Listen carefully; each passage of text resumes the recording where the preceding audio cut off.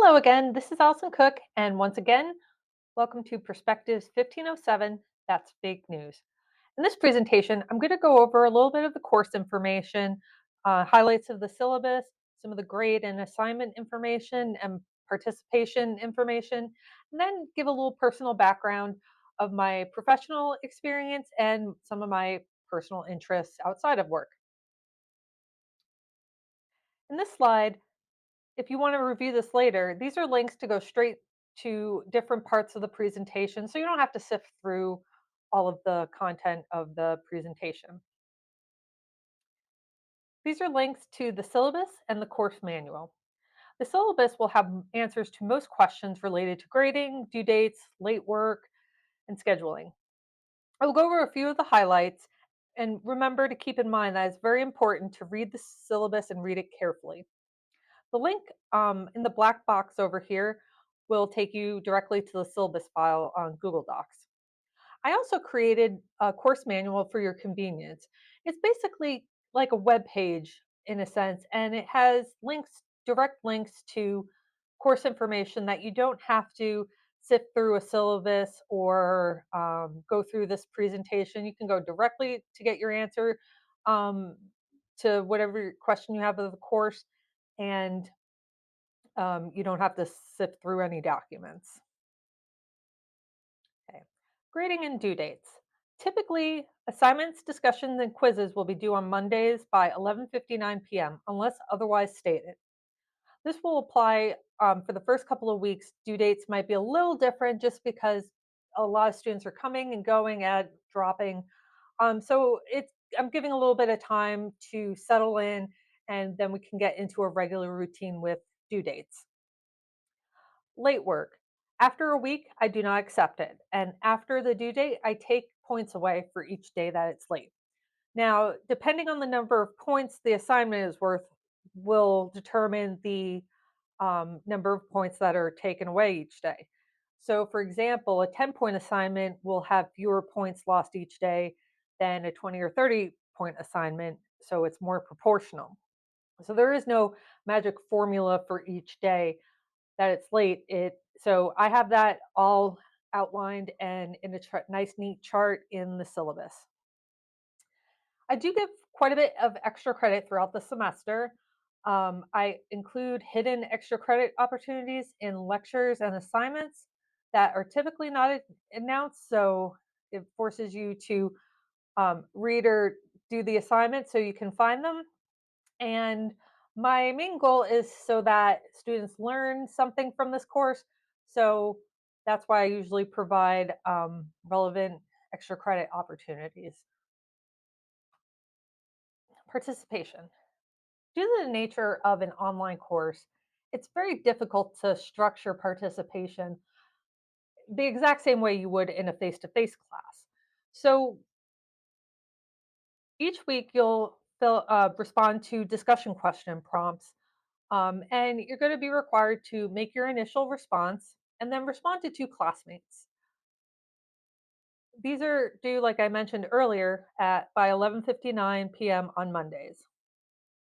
You're also required to log into the course 2 times per week, and not doing so, you'll lose 2 points for your total participation grade of 75 points. So if you only log in to the course 1 time, you'll get 1 point. And if you do the required two, you get 2 points. So over the course of the semester, it will add up to 75 points. And that's not a huge amount of points, but it can mean the difference between an A and a B or a C and a B. So make sure you log into the course to check on due dates, turn in your assignments, and all that so you know what's going on. Discussion questions, one other thing. The criteria will usually be posted with the discussion prompt. I have rubrics for almost all of the discussion questions, which gives you the ideas of how to get the best grade possible. Your initial response should typically be around 300 words, and your responses to your classmates should be around 1 to 200 words.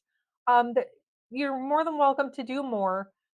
This is just kind of a guideline to kind of judge how um, much you should write, and but really I'm grading on the quality and your incorporation of content from the week into the in the discussion and the ideas that you present. And with discussion questions, there really is no right or wrong answer. And you'll find that most of the discussion questions that I post in the forums don't have really a definitive answer. It's more of what do you think about this, or what did you see in this article that I showed you without knowing its source.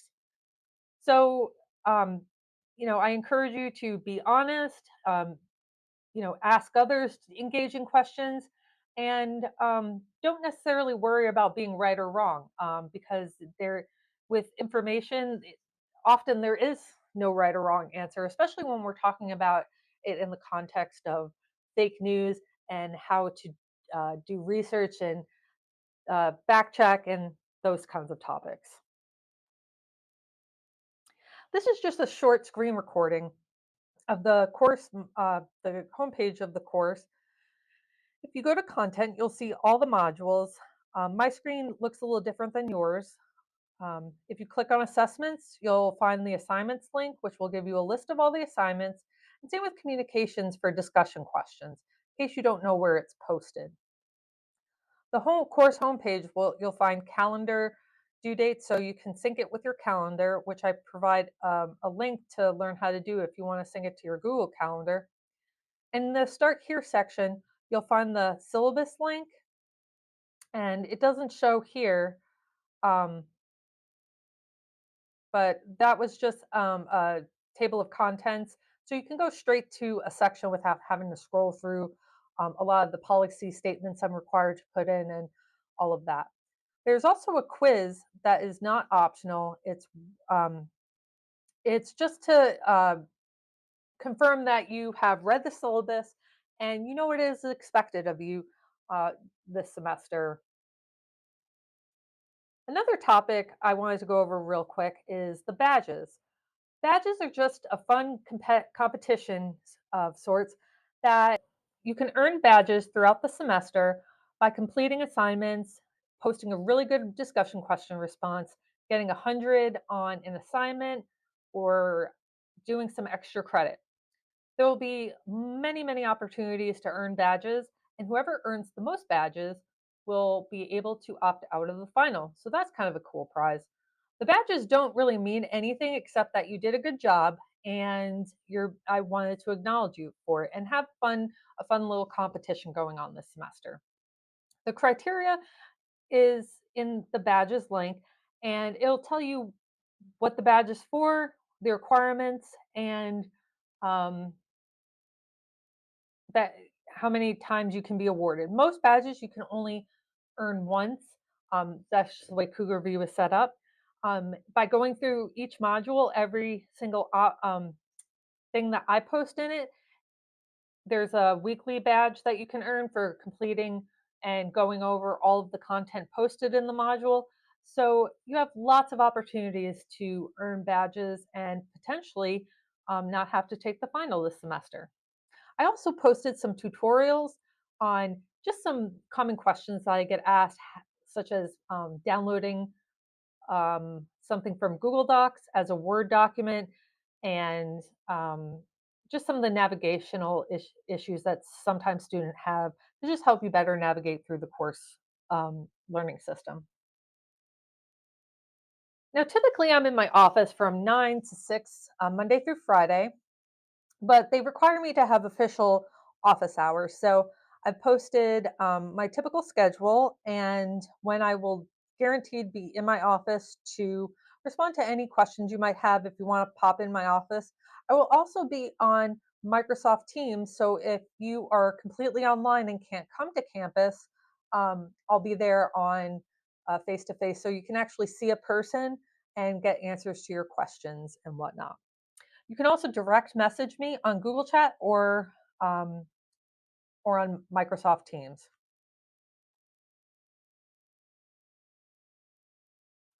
And these are just links to show you how to contact me through those discussion chats, just in case you've never used them or you're not familiar with them. I've also set up a Microsoft team and Microsoft Teams. So you're not required to join it, but it does make virtual office hours a little bit easier. You don't have to go through all the necessary permissions and ask to join. Just being a guest of the thread that I set up a virtual chat, so you can just jump in. Um, you can also have casual conversations with your classmates about course related information. Sometimes throughout the week, students will find um, examples of the topic we're discussing, and you may not be able to post it in the discussion forum, which is a very formal setup that Cougar View has, but you can share it on the Microsoft Teams, and it's set up very similar to Discord.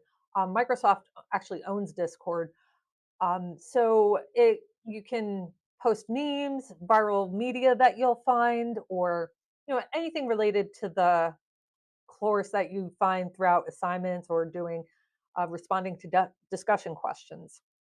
The software is provided by CSU and is very mobile friendly. I know a lot of students like to use their phone for some parts of their classes, so it's very mobile friendly. If you didn't already know, CSU provides all students with a Microsoft subscription to Microsoft 365. So you have access to all of most of the Microsoft suite, plus Microsoft Teams. And if you're not sure how to download all of that, it's a Microsoft 365 is a web-based platform, but they also allow you, I think, one computer to download a desktop version if you want the desktop version. So this course is really to take a look at the information we consume, learning to analyze it critically through the different perspectives and experiences of everyone who attends. Um, it's meant to show you different search strategies to finding um, reliable and accurate information for your research questions. It's also an opportunity to see other people's perspectives on different issues that just naturally come up in a course such as talking about fake news. And it's a place you can ask questions about the constant stream of information that we're always exposed to on a daily basis. Often we don't even realize how much information we're exposed to between all of the notifications from people contacting us, emails, social media platforms, and then if you subscribe to any newsletters, not even from formal news, it could be a company's newsletter. So we're bombarded every day with information. So here, ask questions about it. How did they get my email address? And things that you're curious about but maybe just never had an opportunity to ask anybody. So expectations, what you can expect from me. I will typically have assignments, discussion questions graded within 2 to 5 business days. I'm usually on closer to the 2 days, but sometimes the library gets busy and it can be 5 days sometimes. um, I'm very quick to respond to emails, especially if it's Monday through Friday. And I usually respond on weekends. Sometimes it's not guaranteed, like if I travel somewhere, but if I'm going to a conference or anything like that, I usually give you all a heads up. So there might be a delay to me responding. I will always try to present an encouraging attitude towards you sharing your ideas and personal experiences. I will always try to treat you with respect, even when I don't agree with you. I never ever wanted a student feel disrespected, and it's really important to me that you know that I'm always trying to treat you with respect. I'm not trying to change your beliefs and opinions about things. I want to provide a supportive class experience for you this semester, and I'm going to make mistakes, and sometimes I don't realize it. So just call me out on it. Sometimes I miss the email, so just nudge me and say, "Hey, Professor Cook, I emailed you. You didn't respond." I'm not going to get angry about that. So call me out on it. What I expect from you. I expect you to participate, complete assignments and assessments on time. I expect you to contribute to class discussions. This one is very important. I expect you to treat each other and me with respect, especially when we discuss hot button topics. Now, I don't structure the course around these types of topics, but when we're talking about fake news, information, misinformation, and disinformation, it's really only natural that these topics come up because that's how fake news becomes fake news. They take the topics that are controversial or cause people strong emotion and manipulate it so that it causes uh, you know conflict. And so I expect you to just take it sometimes if you're discussing a topic that is maybe a little bit you have strong feelings about, take a step back and before you send the response, take a deep breath and remember that this your classmates may not intend to um, the way it gets tones gets misconstrued during um, text discussions. I expect you to have an open mind and acknowledge your ideas and opinions may not always be factually correct, and that's okay. Sometimes there's information that even I have always believed, and it turns out not to be true and just a common myth that people believe. I expect you to listen to your classmates and try to see their point of view when you don't agree with it. Sometimes, when we feel passionate about something, um, it's easy to get riled up and not hear what somebody is saying. And even though we're mostly typing our responses, really make sure that you're listening, um, and try to see where they're coming from. And a lot of times people aren't trying to make you mad, they're just trying to share how they feel and their opinion on something, and that's okay. I also expect you to make mistakes, and that's okay. I'm not here to penalize every little mistake that you make. And I really want you to succeed. So um, we're all human. We're all gonna make mistakes, and it's just to be expected. So now here's a little bit of information about me. The link will bring you to my contact information. And I'm originally from New Hyde Park, New York, which is just outside New York City. The Red Star is where my hometown is. So it's very, very close to New York City. So, kind of like the distance between my hometown and Queens is the distance between Columbus and Phoenix City. So, I grew up in not the suburbs, but not the city either. So, I had to grow up with a really, I guess, unusual area to live in that was really busy, but not New York City busy, but definitely busier than Columbus. These are some of my educational back. This is some of my educational background. That I'll go into a little more depth in the next coming slides. So I went to SUNY Potsdam. That's the State University of New York at Potsdam. It's all the way in the upstate New York. Um, I graduated with a BA in history, and I started as a music education student, but quickly learned that music education was just wasn't for me. Um, I love what teachers do. I respect them, but K-12 education just wasn't a career choice for me. And I love music, but that wasn't a good career choice for me either. So I changed my major to history. My last semester there, I experienced one of Potsdam's coldest winters on record and learned what minus 30 degrees felt like. So after that, I was done with cold weather for a while. And that's where I started at the Korean School of Music.